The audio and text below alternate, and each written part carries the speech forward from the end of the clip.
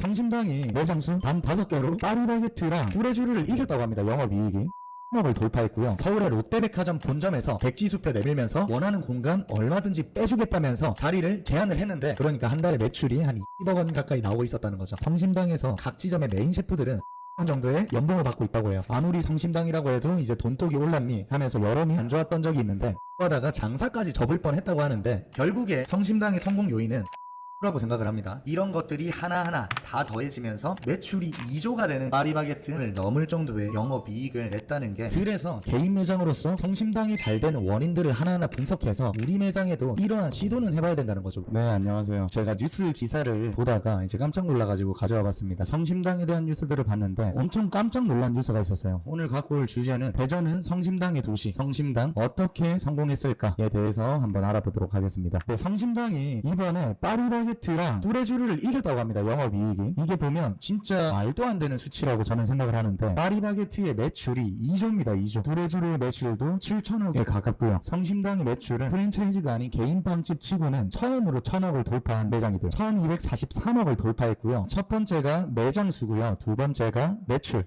세 번째가 영업이익인데, 파리바게트의 매장 수는 3445개, 전국의 모든 동네에 들어가 있다고 보시면 되죠. 파리바게트는 매장 수 3445개, 그리고 매출이 2조가 넘고요. 영업이익이 198억입니다. 매출에 비해 영업이익이 턱없이 작죠. 0.9%밖에 안 나옵니다. 이것도 이유가 있는데 뒤에 가서 한번 설명드릴게요. 그 다음 뚜레쥬르는 매장 수가 1316개입니다. 매출은 7천억. 파리바게트랑 뚜레쥬르는 본사 영업이익률 자체가 0.9%, 3%밖에 안 됩니다. 이렇게 생각보다 적은데, 성심당은 매장수 단 5개입니다. 단 5개. 단 5개로 이것도 말이 안 되죠. 매출이 1243억. 영업이익이 25.3%, 315억입니다. 빵집이. 이게 뭐 IT나 그런 게 아니라 빵집이 자그마치 315억이라는 거예요. 이게 진짜 어떻게 이게 가능했는지 한번 살펴보도록 하겠습니다. 먼저 이거를 알려면 성심당을 분석을 한번 해봐야겠죠. 성심당의 인기는, 한국 사람이라면 성심당 빵 뭐 한 번쯤은 드셔보셨죠? 2023년 작년에 카드 결제 건수가 660만 건이랍니다. 카드 결제 건수가 660만 건. 8명 중에 1명은 성심당에서 결제를 했을 정도로 개인 매장 빵집에서는 나올 수 없는 수치가 나오죠. 그리고 최근에 뭐 딸기시루, 망고시루가 인기로 재료 수급 문제로 계속해서 조기 판매 종료가 되죠. 근데 놀라운 게 이 시루 케이크 당근마켓에서 2~3배의 가격으로 다시 리셀이, 이게 한 개인 빵집의 빵이 리셀가가 붙어서 이렇게 판다는 거예요. 심지어 이렇게 2~3배 가격으로 사려는 사람이 상당히 많습니다. 여기 보시면 딸기시루 팝니다. 7분 전인데 조회가 205개입니다. 10만원에 파는데, 이게 아마 4만 몇천 원 정도 하는 걸로 알고 있거든요. 2배 넘는 가격에도 파는데도 굉장히 많은 사람들이 사려고 한다. 그리고 이건 인터넷에 떠도는 밈인데요. 네, 성심당 줄 미쳤네. 이거 연말이죠. 12월 23일 연말에 성심당 여기 있으면 여기 동네 한 바퀴를 삥 둘러가지고 여기까지 줄이 서 있다고 합니다. 집이 대전이라 아침 일찍 왔는데 줄이 미친, 한 바퀴 일주하고도 더 있음. 도저히 엄두가 안 나서 나는 포기. 진짜 이 정도로 정말 대단한 빵집이죠. 성심당의 인기는 1980년 튀김 소보로로 유명해지기 시작했고, 83년도에 판타롱 부추빵, 이게 거의 두 개가 양대 산맥이죠. 이걸로 본격적으로 입지를 다져나가면서 계속해서 신메뉴들을 내고 화제거리가 계속해서 됐죠. 그리고 최근 들어서는 딸기시루 2.3kg 케이크, 이게 단돈 4만원 이러면서 고급 호텔에서 18만원, 25만원짜리 케이크랑 비교되면서 또 한 번 굉장히 바이럴이 됐던 기억이 납니다. 그리고 여기가 화제거리가 될 수밖에 없게 만듭니다. 보면 이게 셰프 추천 케이크인데, 여기 번호 보시면 47번이죠. 47번. 이만큼 굉장히 많은 종류의 케이크를 만들고, 이게 2.5kg 과일 시루인데 딱 봐도 굉장히 먹음직스럽게 생겼죠. 근데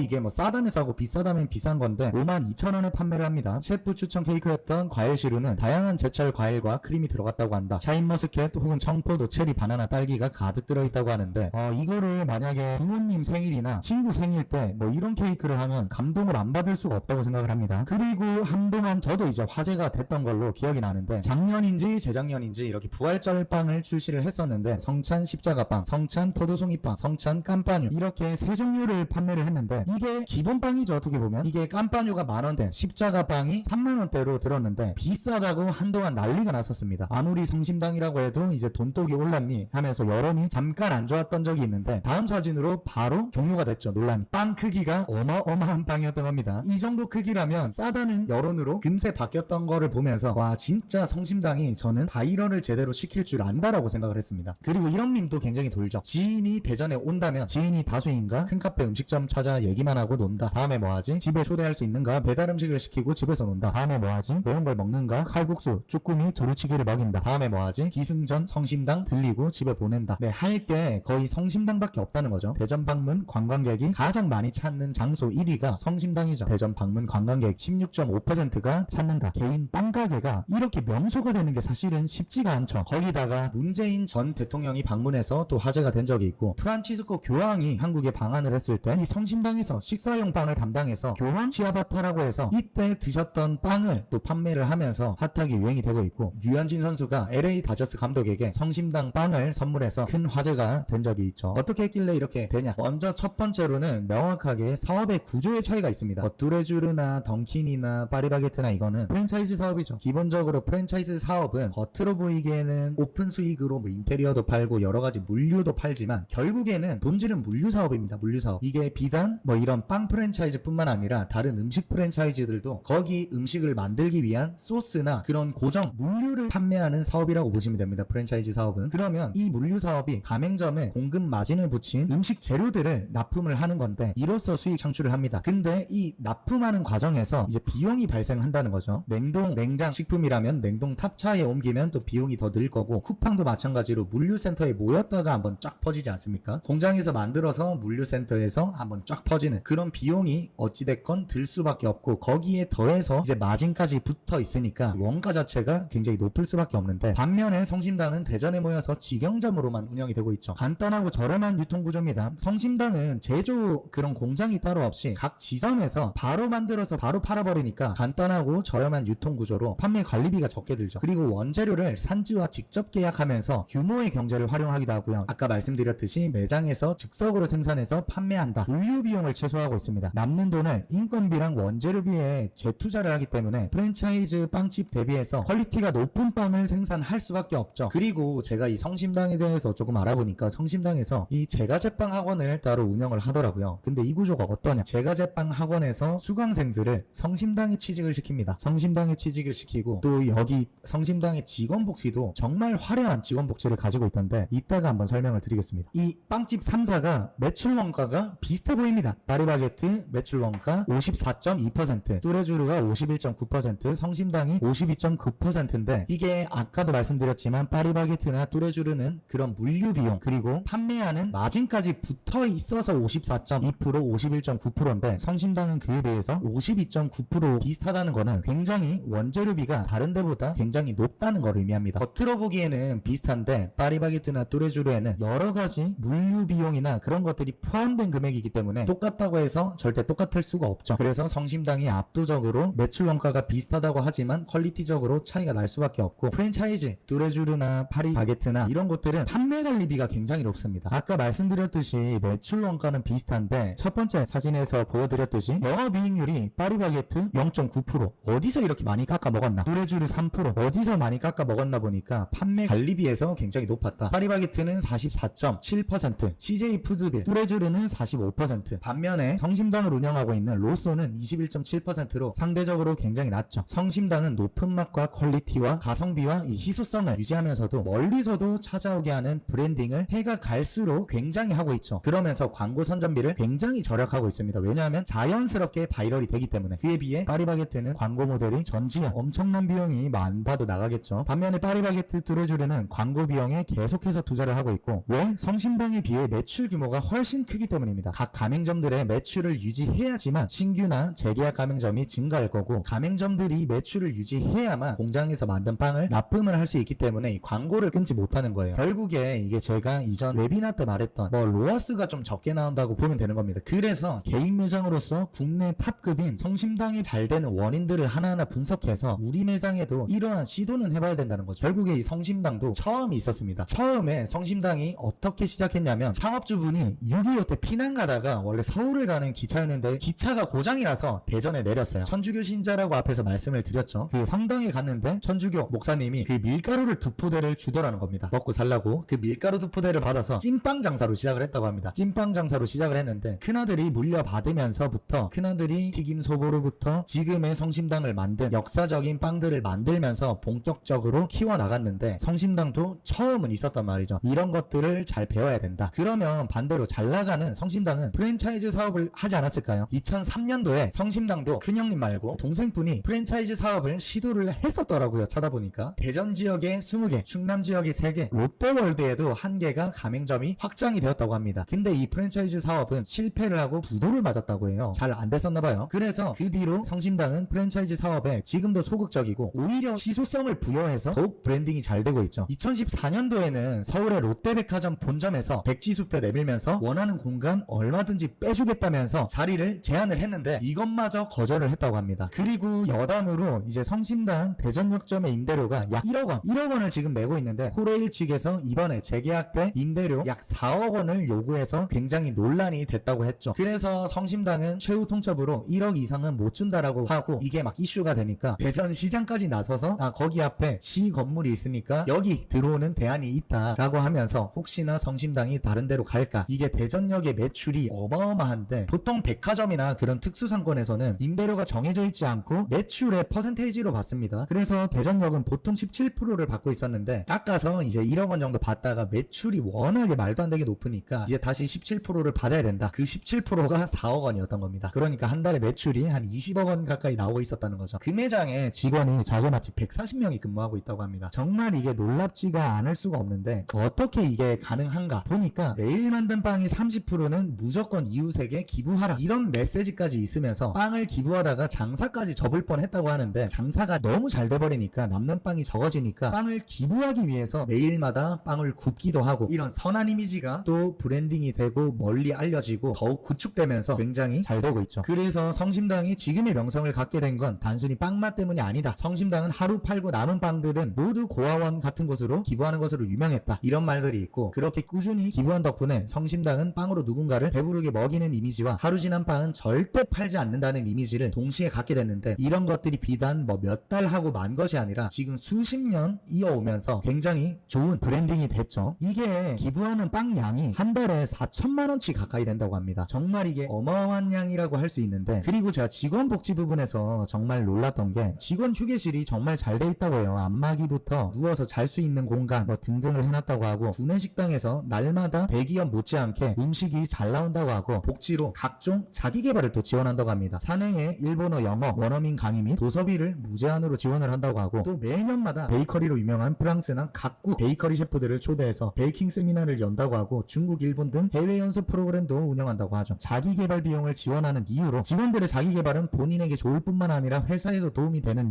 일이기 때문에 회사에서 비용을 대는 게 당연하다라고 하는데 자 이걸 읽으면서 참 한편으로는 반성도 많이 되고 또 한편으로는 여기 내가 일하고 싶다는 마음도 들었습니다. 그리고 동료 칭찬에 따라서 이제 성과급을 주는데 여기 내부에 사랑의 챔피언이라고 칭찬을 많이 받는 직원들한테 상금을 드립니다. 상금을. 근데 이 칭찬 지수가 가장 높은 게 한번 싸웠다가 뭐 화해를 하면 굉장히 높은 점수를 줘서 이게 싸워서 서먹서먹한 직원들이 없도록 그렇게 동료애가 많도록 힘든 동료가 있으면 옆에서 말동무가 돼주고 아픈 직원이 있으면 약과 죽을 사다 줘서 사랑의 챔피언이 됐다 뭐 이런 식으로 굉장히 좋은 조직 문화를 가져가려고 하고 있다고 합니다. 칭찬을 많이 받은 직원일수록 성과급 금액이 계속 올라가고 뿐만 아니라 고속 승진의 기회까지 얻을 수 있다고 합니다. 그리고 저는 정말 놀란 게 성심당에서 각 지점의 메인 셰프들은 당연히 억대 연봉이고요. 본점에서 근무 중인 박사마 메인 셰프는 1억 5천만 원 정도의 연봉을 받고 있다고 해요. 그리고 저는 여기서 굉장히 깜짝 놀랐습니다. 성심당은 매출이익의 15%를 직원 성과급으로 의무로 지출하고 있다고 합니다. 거기다가 비밀은 없다. 레시피를 전부 직원들한테 공개를 하고 있다고 하고 이런 것들이 결국에 모여서 대전하면 성심당 지역의 명물이 되지 않았나 그런 생각이 듭니다. 참 진짜 이런 것들을 이렇게 쭉 이어서 봤을 때 정말 이렇게 하는데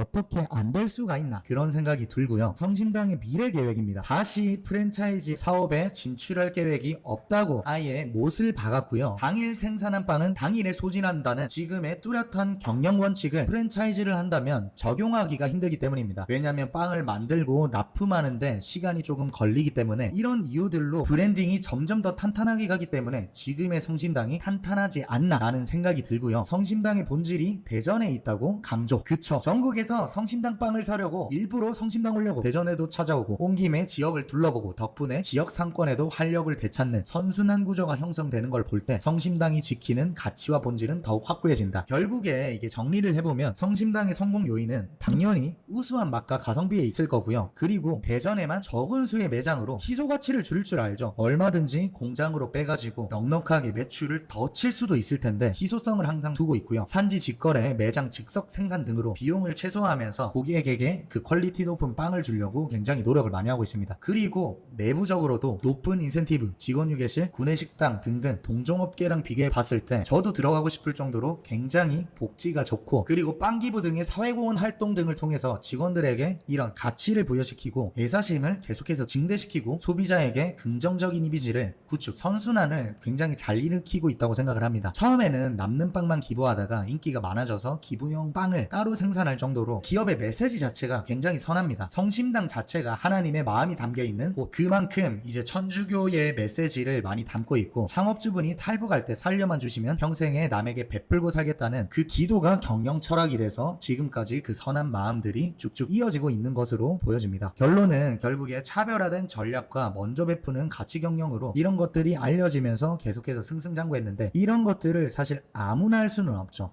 근데 여기에서 분명히 알아봐야 될 거는 성심당이 처음에 왜 떴냐, 뭐 여러 가지 부가적인 이유들도 있겠지만 저는 첫 번째는 바로 이 튀김 소보루라고 생각을 합니다. 제가 8살 땐가 9살 때 이제 저희 큰 누나가 대전에 갔다 오면서 튀김 소보루를 처음 사와서 처음 먹어보게 됐는데, 이게 어느 곳에도 없는 빵이기 때문에 굉장히 맛도 좋았고 바이럴 되면서 또 선물 포장 세트처럼 최근에 노티드가 한물 가기도 했지만 완전히 원조 선물용 빵이죠. 이게 선물용 빵처럼 이렇게 명성이 이어져 가면서 다른 곳들은 이렇게 바이럴이 멈추는 경우들이 많은데 여기서 그치지 않고 바이럴을 시킬 만한 요소들을 끊임없이 만들어냈다. 이런 것들이 하나하나 다 더해지면서 이렇게 계속해서 줄을 세우고 여기저기 자동 바이럴로 알려지면서 지금의 성심당이 되지 않았나.